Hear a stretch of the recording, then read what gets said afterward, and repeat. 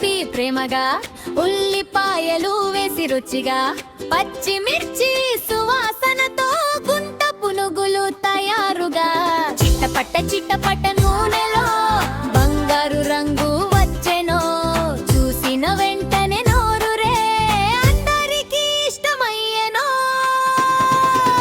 వేడి వేడి గుంట పునుగులు తిందాం రండి అందరూ, జిస్విత పాకే కిచెన్ లో రుచుల పండుగ చూద్దాము.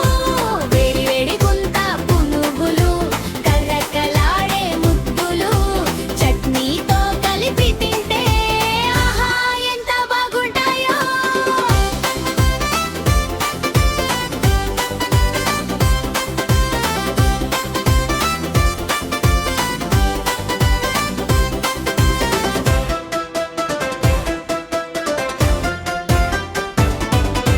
టమాటా చట్నీ పక్కనుంటే రుచి మరింత పెరుగునే.